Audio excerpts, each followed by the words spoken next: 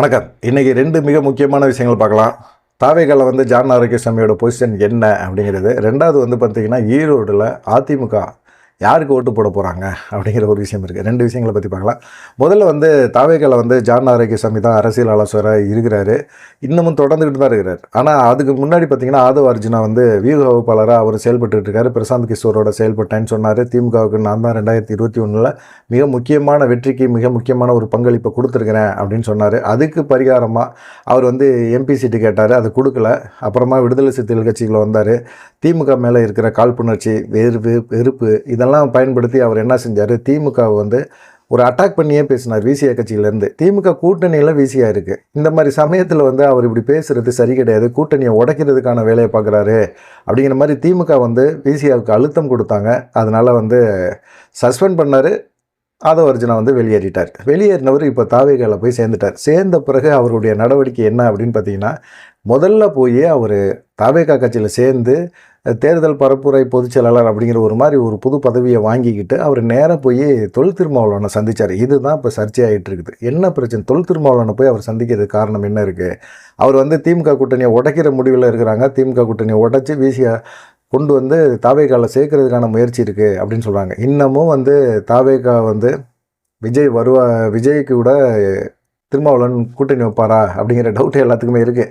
காரணம் என்னென்னா, விஜயோட கூட்டணி வைக்கிறதுக்கான ஏற்பாடுகளை தான் இப்போ ஆதவ அர்ஜுனா செய்கிறார். நேற்று பொறுப்புகளை வாங்கின பிறகு உடனே போய் அவர் சந்தித்தார். ஆனால் சந்தித்ததுக்கு ஒரு காரணத்தை திருமாவளவன் சொன்னார் பாருங்க. அப்பா, அதுதான் ஏற்றுக்கவே முடியல.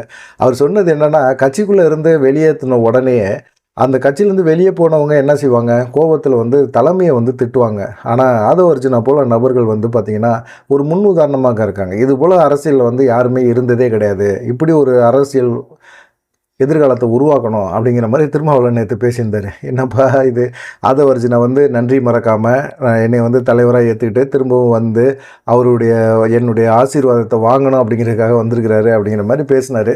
சரி, மெதுவாப்போ, அரசியலில் எல்லாமே சகஜம்தான், மெதுவாக பயணம் பண்ணு அப்படின்னு சொன்னாங்க. நேற்று ஆதவ அர்ஜுனா திருமாவளவனை சந்திக்காமல் கொஞ்சம் கேப் விட்டு சந்திச்சிருந்தார் அப்படின்னா அது ஒரு பெரிய பிரச்சனையாக இருக்காது.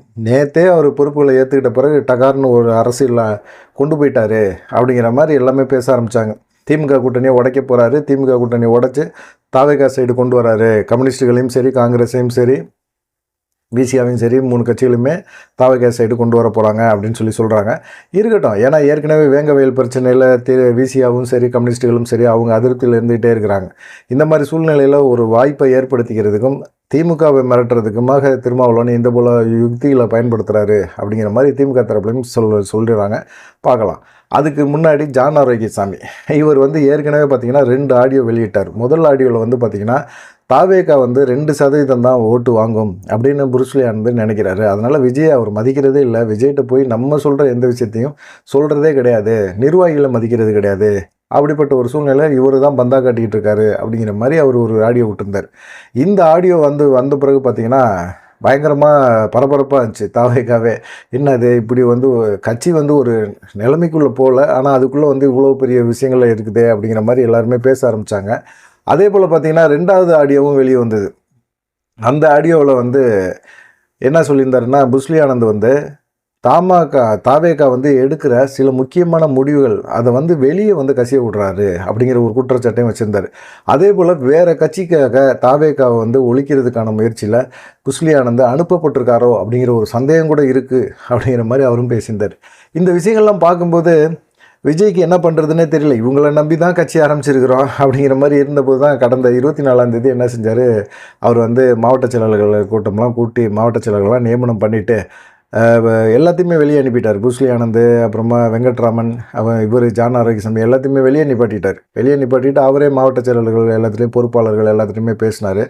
கடைசியான ஆரோக்கியசாமியை வர சொல்லி அவர் கோச்சிங் எடுத்தார். மாவட்ட செயலர்கள்லாம் எப்படி செயல்படணும், என்ன மாதிரி செயல்படணும் அப்படின்னு சொல்லி. ஏன்னா அவருக்கு கொஞ்சம் அனுபவம் இருக்குது ஜான் ஆரோக்கியசாமிக்கு. பாமகவுக்கு மாற்றம், முன்னேற்றம், அன்புமணி அப்படின்னு சொல்லி ஒரு டேக் போட்டார்ல, அது மிகப்பெரிய அளவில் ஃபேமஸாக இருந்தது. அந்த மாதிரி சில டேக்குகளை உருவாக்கக்கூடிய வாய்ப்புகள், திறமையான ஒரு நபர் தான் ஜான் ஆரோக்கியசாமி. இந்த மாதிரி சமயத்தில் ஆதவ அர்ஜுனாவும் கட்சிக்குள்ளே சேர்ந்துட்டார். என்ன பண்ணுறது, ஆதவ அர்ஜுனாவும் வியூக வகுப்பாளர் தான், என்ன பண்ண முடியும் அப்படின்னு பார்த்தீங்கன்னா, ஆதவ அர்ஜுனாவை வச்சு தான் புஸ்லி ஆனந்துக்கும் ஜான் ஆரோக்கியசாமிக்கும் ஒரு செக் வைக்கிறாங்க. ஆனால் இப்போ ஜான் ஆரோக்கியசாமிக்கு வந்து என்ன சொல்லியிருக்காரு அப்படின்னா, நீங்கள் வந்து அரசியல் ஆலோசகராக நீங்கள் இருங்க. உங்களுடைய ஆலோசனையை கேட்டு தான் ஆதவ அர்ஜுனா செயல்படுவார் அப்படின்னு சொல்லி ஒரு அறிக்கையை முற்றுப்புள்ளி வச்சுட்டார். இந்த பிரச்சனைக்கு விஜய் வந்து ஒரு முற்றுப்புள்ளி வச்சுட்டார். அதுக்கப்புறம் ஜான் ஆரோக்கியசாமி கொஞ்சம் தெம்பாயிட்டாரு அப்படிங்கிற மாதிரி சொல்கிறாங்க. ஏன்னா ஜான் ஆரோக்கியசாமி தான் வியூக வகுப்பாளர், ஆதவ அர்ஜுனா வந்து கட்சியில் ஒரு மெம்பர் அப்படிங்கிற மாதிரி சொல்கிறாங்க. அரசியல் வியூகங்கள் எல்லாத்தையுமே வந்து ஜான் ஆரோக்கியமே சொல்கிறத எடுத்து தேர்தல் பிரச்சாரத்தை வடிவமைச்சு செயல்படக்கூடியவர் தான் ஆதவ அர்ஜுனா அப்படிங்கிற மாதிரி சொல்கிறாங்க. ஆதவ அர்ஜுனா அதை தாண்டி இப்போ வந்து கூட்டணி கட்சிகள் தவகாவுள்ள கூட்டணி கட்சிகளை கொண்டு வர முயற்சியில் இறங்கிட்டாரு, செயல்படுறாரு. இது திமுகவுக்கு மிகப்பெரிய ஒரு டென்ஷனை ஏற்படுத்திகிட்டு இருக்கு அப்படிங்கிற மாதிரி சொல்கிறாங்க. ஏன்னு கேட்டிங்கன்னா, திமுக கிட்டத்தட்ட ஒரு 1000 கோடி ரூபா தேர்தல் நிதி கொடுத்துருக்குறாரு. தேர்தல் பத்திரங்களை வாங்கியிருக்கிறாங்க அவங்களுடைய மாமனார் மார்ட்டின்னு. ஆனாலும் பார்த்தீங்கன்னா, ஒரு எம்பி சீட்டை ஆதவ அர்ஜுனாவுக்கு கொடுக்க மாட்டேன்ட்டாங்களே அப்படிங்கிற ஒரு ஆதங்கம் இருக்குது. ஏன் கொடுக்கல அப்படிங்கிற ஒரு பின்னணியும் இருக்குது. யாதவ அர்ஜுனாவுக்கு ஏன் கொடுக்கணும், எது கொடுத்தோம்னா என்ன பிரச்சனைகள்லாம் வரும் அப்படிங்கிற ஒரு விஷயங்கள்லாம் வந்து திமுக யோசிச்சிருக்கும். இவ்வளோ கோடிகளை வச்சுருக்கிறாங்க, இவ்வளோ கோடிகளை வந்து திமுகவுக்கு நிதியாக கொடுக்குறாங்க. அவங்களுடைய ஒரே ஒரு கோரிக்கை ஒரு எம்பி சீட்டு அவருடைய மருமகனுக்கு கொடுக்கணும் அப்படின்னா ஏன் கொடுக்க மாட்டேங்கிறாங்க அப்படிங்கிற ஒரு விஷயம் இருக்குல்ல. ஆதவ அர்ஜுனா வந்து அரசியலுக்குள்ளே வந்ததுக்கு மிக முக்கியமான காரணம் ஆன்லைன் லாட்ரியை கொண்டு வரணும். அதே போல் வந்து பார்த்திங்கன்னா லாட்ரி டிக்கெட்டை விற்பனை கொண்டு வரணும். மேற்கு வங்காளத்தில் இதே போல் தான் செயல்பட்டு அங்கெல்லாம் கொண்டு வந்திருக்கிறாங்க. அதே போல் தமிழ்நாட்டிலே லாட்ரி டிக்கெட்டை திரும்பவும் கொண்டு வரணும் அப்படிங்கிற முயற்சியில் அதுக்கு வந்து அரசியல் வேணும், அரசியல் ஒரு பலம் வாய்ந்த ஒரு அரசியல்வாதியை நம்ம செயல்படணும், அப்போ தான் ஒன்று கொண்டு வர முடியும் அப்படிங்கிற ஒரு எண்ணத்தில் தான் ஆதவ அர்ஜுனா உள்ளே வராரு அப்படிங்கிற மாதிரி ஒரு குற்றச்சாட்டையும் வைக்கிறாங்க. இந்த குற்றச்சாட்டுகள் எல்லாத்தையும் எப்படி தவிடுபடியாக்க போகிறாரு அப்படிங்கிறது தெரியல. ஏன்னா விசிஆரில் இருந்தபோது பார்த்திங்கன்னா நிறையா வந்து இந்த பட்டியலின மக்களுக்காக நிறையா செய்யணும், பட்டியலின மக்களை முதலமைச்சராக்கணும் அப்படி இப்படிலாம் நிறைய விஷயங்களை பேசினார் விசிஆரில் இருக்கும்போது. அந்த கட்சிக்காக அப்படி பேசினாரா அப்படிங்கிறது தெரியணும். ஏன்னா இப்போ தாவேக்காவுக்கு வந்த பிறகு அவர் அதே ஸ்டாண்டில் இருப்பாரா, அதே நிலைப்பாட்டில் இருந்து செயல்படுவாரா அப்படிங்கிறதெல்லாம் பொறுத்திருந்து தான் பார்க்கணும். சரி, இது ஆதவ அர்ஜுனா மேட்ரு. ஆதவ அர்ஜுனா திருமாவளவனை சந்தித்தது ஒரு பரபரப்பான ஒரு அரசியலில் ஒரு உருவாக்கி வச்சுருக்குது. இது திமுகவுக்கு மிகப்பெரிய ஒரு டேஞ்சர். ஆதவ அர்ஜுனா ஈசியாவிலேருந்து தான் துரத்த முடியும். இப்போ தாவேக்காவில் இருக்கிறாரு. அவர் வந்து விஜயும் திமுக எதிர்ப்பு, ஆதவ அர்ஜுனா திமுகவை கலட்டுன்னு முடிவு பண்ணி வச்சுருக்கிறாரு. திருமாவளவனுக்கு திமுக மேலே அதிருப்தி இருந்தாலும் அவருக்கு வந்து என்னென்னா திமுக கூட்டணியில் தொடருமே அப்படிங்கிற ஒரு எண்ணத்தில் சில கட்டுப்பாடுகளோடு அவர் இருக்கிறாரு அப்படிங்கிற மாதிரி சொல்கிறாங்க. இதனால் வந்து பார்த்திங்கன்னா ஒரு மும்முனை தாக்குதல் வந்து திமுகவுக்கு இருக்கும். அதை எப்படி திமுக சமாளிக்க போகுது அப்படிங்கிறத பொறுத்திருந்து பார்ப்போம். ரெண்டாவது மேட்ரு, ஈரோடு இடைத்தேர்தல், கிழக்கு சட்டமன்ற இடைத்தேர்தல் நடக்குதுல்ல. இந்த தேர்தலில் வந்து அதிமுக வந்து யாருக்கு ஓட்டு போடணும், எடப்பாடி பழனிசாமி தெளிவான ஒரு விளக்கத்தை இது வரைக்குமே கொடுக்கவே இல்லை. யாருக்கு ஓட்டு போடணும், என்ன பண்ணணும் அப்படிங்கிறது என்னமே அதிமுகன்ட்ட இல்லை. இப்போ வந்து கிட்டத்தட்ட ஒரு 46 பேர் போட்டி போட்டாலும் மிக முக்கியமாக பார்த்திங்கன்னா திமுக, நாம் தமிழர் கட்சி இந்த 2 வேட்பாளர்களுக்கு இடம் தான். ஆனால் கண்டிப்பாக திமுக ஜெயிக்கும் அப்படிங்கிற மாதிரி ஒரு சூழ்நிலை இருந்தாலும் எத்தனை வாக்குகள் வித்தியாசத்தில் வெற்றி பெறுவாங்க. பெருமளவில் வாக்கு வித்தியாசம், பெரிய அளவில் செலவு பண்ணலை. ஆனாலும் ஓட்டுக்கு காசு கொடுப்பாங்கன்னு வச்சுக்கிங்களேன். அந்த இது இருந்தாலும் நாம் தமிழர் கட்சிக்கும் திமுகவுக்கும் எவ்வளோ வாக்கு சதவீத ஓட்டுகள் இருக்கும், ஒருவேளை அதிமுக ஓட்டு யாருக்கு போகும், நாம் தமிழருக்கு போச்சு அப்படின்னா நாம் தமிழர் கட்சி மிகப்பெரிய அளவில் வளர்ந்துருக்கு அப்படிங்கிற மாதிரி சொல்லிடுவாங்க. அதனால் அதிமுக ஓட்டு யாருக்கு போகும், திமுகவுக்கு போகக்கூடாது அப்படிங்கிற ஒரு எண்ணம் இருக்குது. ஏன்னா விக்கிரவாண்டி இடைத்தேர்தலையும் பார்த்திங்கன்னா அதிமுக புறக்கணிச்சது. இப்போ அதிமுக வந்து அதிமுக, தேமுதிக, பாஜக எல்லா கட்சியுமே புறக்கணிச்சிட்டாங்க. இப்போ அவங்களுடைய வாக்கு வங்கிகள் எங்கே போகும், மெயினாக வந்து திமுகக்கு இணையான வாக்கு வங்கிகள் அதிமுகவில் இருக்குது அப்படிங்கிற மாதிரி சொல்கிறாங்க கொங்கு பெல்ட்டில். அப்படி இருக்கும்போது அவங்களுடைய வாக்காளர்களுக்கு ஒரு இதை எடப்பாடி பழனிசாமி சொல்லணுமா வேணாமா, சொல்லவே இல்லை. இப்போ அதிமுக ஓட்டு எங்கே போகும், விக்கிரவாண்டியில் இப்படி தான் சொன்னார், அதிமுக ஓட்டு எல்லாமே நோட்டாக்கு போடுவாங்க அப்படின்னு சொன்னார். ஜெயக்குமார் முதற்கொண்டு செய்தியாளர் சந்திப்பில் சொன்னார். எல்லா ஓட்டுகளுமே திமுகவுக்கு மெயினாக மாறி இருந்துச்சு விக்கிரவாண்டி தேர்தல் முடிவுகள் வந்த பிறகு. அதே போல் ஈரோடு கிழக்கு தேர்தலையும் அந்த இடைத்தேர்தலையும் பார்த்திங்கன்னா திமுகவுக்கு அதிமுக ஓட்டுகள் மாறிடுச்சு அப்படின்னா மிகப்பெரிய ஒரு அவமானத்தை எடப்பாடி பழனிசாமி சந்திக்க வேண்டிய ஒரு சூழ்நிலை வரும். இதுக்கு திமுக என்ன பண்ணுது அப்படின்னு பார்த்திங்கன்னா, திமுக வந்து இப்போ தேர்தல் ஓட்டு போகிற நாள்கள் வந்து நெருங்கிருச்சு.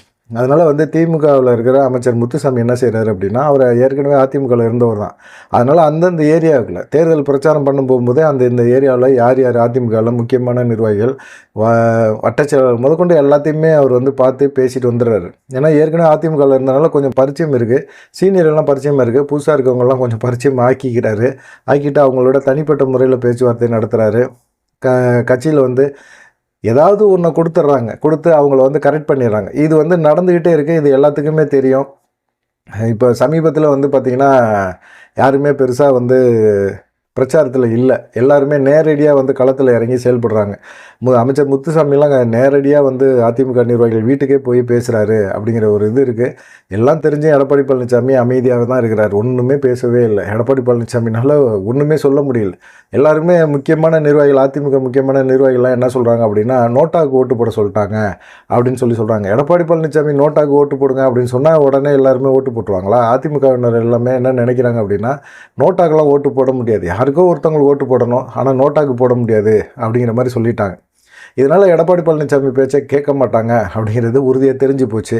திமுகவுக்கு தான் அதிமுக ஓட்டு போகுது அப்படிங்கிற மாதிரி உறுதியாக நம்புகிறாங்க, சொல்கிறாங்க. அதுக்கு திமுகவினரும் பார்த்திங்கன்னா களத்தில் இறங்கி அதிமுகவினர் நேரடியாக அவங்க வீட்டில் போய் சந்தித்து பேச்சுவார்த்தையெல்லாம் நடத்திட்டு வந்துட்டுருக்காங்க அப்படின்னு சொல்கிறாங்க. கடைசி நேரத்திலாவது எடப்பாடி பழனிசாமி அதிமுகவினர் திமுகவுக்கு ஓட்டு போடாதீங்க அப்படின்னு சொல்லுவார் அப்படின்னு சொல்லி எதிர்பார்க்குறாங்க.